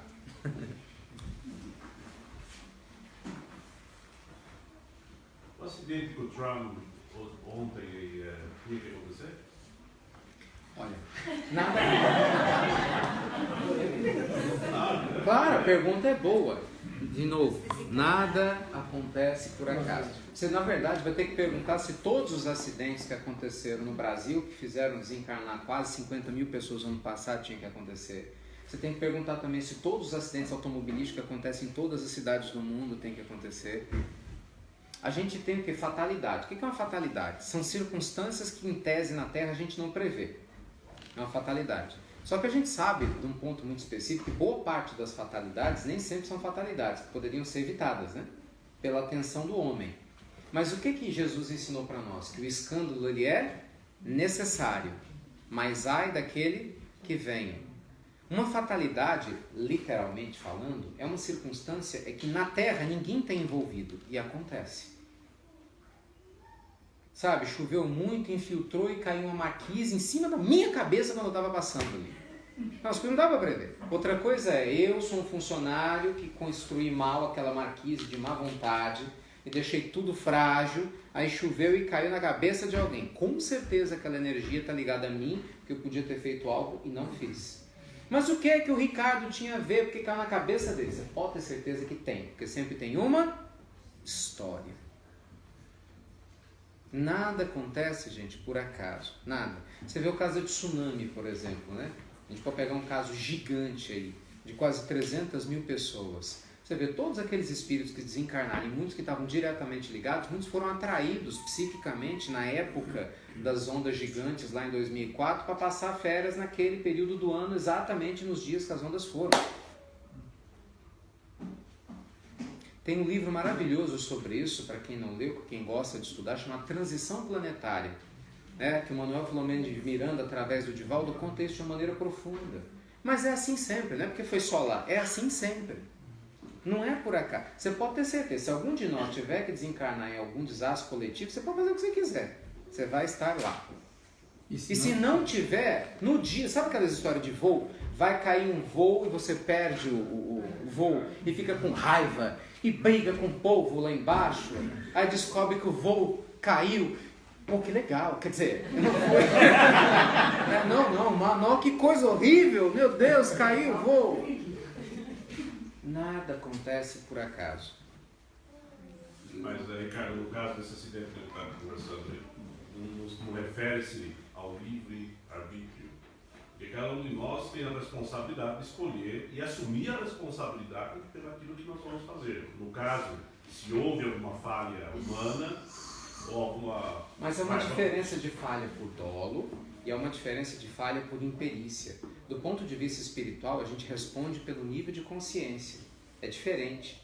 Vamos lá, o pessoal daquele avião da German, esqueci o nome da empresa, Germanwings, né? Quer dizer, o copiloto ele voluntariamente se suicidou e suicidou os outros, né? Quer dizer, ele levou um monte de gente junto com ele. Quer dizer, com certeza o nível de drama espiritual desse companheiro é gigante, porque ele adquiriu um karma coletivo com 100 e tantos. Aí a pergunta é, mas por que aqueles 100 e tantos estavam lá? Eu não sei te responder o porquê, porque eu não conheço a história de cada um, mas você pode ter certeza absoluta que com certeza tem uma história, tem uma razão. Não é por acaso. Nas torres, lá nos Estados Mesma Unidos, coisa. eu estava com crachá, eu trabalhava lá de vez em quando. Eu tinha crachá para entrar lá e ir para o 32º andar. Eu não estava lá no dia. Eu fiquei com o crachá e a torre foi embora. Sim, está Então, a lei do não era progresso, a lei de questão, não. destruição, tem um capítulo lindo no Livro dos Espíritos, na parte 3ª, uma das leis. Fala sobre isso, os desencarnes coletivos. Acho que o próprio livro dos Espíritos E os é terremotos? maravilhoso para... Mesma lógica, mesma coisa. Sim, gente, qualquer circunstância coletiva não acontece. Na verdade, nada acontece por acaso. É porque, é lógico, o desastre coletivo ele choca muito a gente, né? Porque é grande, não tem como, e a gente se projeta. A gente se projeta como se estivesse lá. Mas é uma circunstância que obedece à mesma lógica da lei divina. Aí você fala, o que eu posso fazer? Seja um ser humano melhor a cada dia, ponto. Gente, entenda uma coisa, desencarnar todo mundo vai. O corpo tem que ter uma desculpa para libertar nosso espírito. Você quer ficar aqui 1000 anos? Entendeu? A gente vai se renovando. Agora, os motivos pelos quais o nosso corpo vai libertar o nosso espírito, vai depender de uma série de situações, de necessidades, de circunstâncias, enfim. Para cada caso, literalmente é um caso. Mas isso não é uma coisa que não tem que se preocupar. A gente tem que se preocupar em viver bem, em ser um ser humano feliz, ser um ser humano de bem, porque isso está no nosso alcance. Vou fazer a última aqui, que já está no nosso tempo. Você falou muito de reprogramação mental. E você também falou muito de sentimento amor. São duas coisas distintas. E se elas são, como é que elas funcionam, essa dinâmica, entendeu? Você reprograma a sua mente para amar mais? Como é que Claro. funciona isso aí? claro. Você reprograma sua mente para o que você quiser. Se você quiser reprogramar sua mente para se sentir vítima, você vai programar. Todo dia é só você começar a falar, eu sou vítima, as coisas acontecem só comigo, olha como Deus não existe, né? Isso é uma grande bobagem, olha só como eu sou infeliz. Pronto, em uma semana você está se sentindo o pior ser humano da face da Terra. É treino. Agora, eu posso programar a minha vida e minha mente para o amor. Né? É um trabalho. Como é que eu posso fazer isso? Muito obrigado. Que coisa boa poder beber água. Tem tanta gente que está na sede danada e não tem água agora. Poxa, daqui a pouco eu vou tomar um cafezinho e comer uma besteirinha. Tem quase 2 bilhões de seres humanos no planeta que não comem todos os dias. Eu vou treinando a minha gratidão a cada circunstância. Vou agradecendo pela vida, pela natureza, pelo que eu tenho, pelo que eu não tenho. Isso é treino. Aí tem dia que eu não estou bem. Eu xingo, reclamo, saí da estrada. O doutor fala, fui para acostamento. Tudo bem, o que você faz? Volta de novo. E volta a treinar. Volta a treinar. Um dia, de tanta gente colocar o nosso foco, né, em fazer aquilo que nos faz bem, o que nos faz bem vai ser maioria. Antigamente era assim. Vamos colocar assim, minha luz pequenininha, minha escuridão grande. Mas eu estou treinando tanto, ó, vai subindo devagar, mas estou treinando tanto com qualquer coisa. Aprender idioma, não é assim? Você começa sem fazer nada, mas se você não desiste, você vai melhorando, melhorando. Exercício físico, mesma coisa. Chega uma hora que empata. Chega uma hora que a luz ultrapassa a escuridão. Por isso, nunca desista de você. A mensagem final é sempre essa. Não importa o que aconteça, não desista de você. Não desista de cuidar da sua vida, não desista de cuidar do seu espírito, do seu corpo. Né? Enquanto a gente tem essa condição, não desista de ser feliz. Seja lá qual for a circunstância na vida que você se encontra. E lembre-se, tudo passa. Um monte de coisa que agora está nos incomodando, daqui a alguns anos você não vai nem lembrar do que é. Da última vez eu estive aqui, eu brinquei, fiz a pergunta. O que mais te incomodava 5 anos, 7 dias atrás? O povo não soube responder. Porque ninguém sabe, tem que fazer conta. Por 5 anos, 7 dias, né, que eu estava lá. É a mesma coisa. Então, ao invés da gente colocar peso nas coisas que precisam ser leves, a gente precisa educar a nossa mente e as nossas emoções para começar a colocar leveza em coisas que a princípio começam a ser pesadas. E da maneira de projetar, né, através da mente, porque só através da projeção mental é que nós conseguimos a mudança real, né? Então, meus amigos, a mensagem final do nossa reflexão rápida da noite de hoje é exatamente essa, né? É um tema tão profundo, tantas nuances, né? Tanta riqueza, tantas características, né? Jamais há pretensão da nossa parte em esgotar nada aqui, mas pelo menos só lembrar mais uma vez de como nós somos agraciados com a vida. Mesmo com seus dissabores, com as situações que às vezes saem fora da nossa expectativa, como nós temos oportunidades lindas de crescermos espiritualmente, fazendo bem para o semelhante, fazendo bem para a gente. Então não desista de você. Eu não sei como é que está o seu estado de espírito quando você entrou por aquela porta hoje, mas torço do fundo do meu coração que ele seja muito melhor na hora que sair, tanto o meu quanto o seu, né? Para a gente fortalecer nosso cotidiano e se organizar. Lembrem-se disso.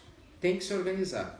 Para todos os dias ter um tempinho para Deus, para você ter o seu tempo para cuidar do seu espírito semanalmente. Se possível, faça o evangelho na sua casa, leve para o dia a dia. Está com a situação difícil, vá buscar seu médico, mas não deixe de trabalhar o seu espírito, porque com vigilância, não tenha dúvida que a nossa vida vai ser muito melhor e mais feliz. Mais uma vez, muito obrigado a vocês do Bezerra. Eu falo que não importa o que aconteça, disse isso da última vez que eu estive aqui há alguns meses, né? Bezerra sempre vai estar no nosso coração. Foi a casa espírita que primeiro abriu as portas para nós aqui em Londres, é aquela que sempre nos recebe, tem como do nosso coração, né? Em conexão direta com o nosso doutor amado Bezerra. E desejo muito a vocês possam aproveitar ao máximo essa honra, né, de poder estar aqui. Nós aqui agradecemos a tua presença. Que é muito obrigado, lindo. Viu? Obrigado.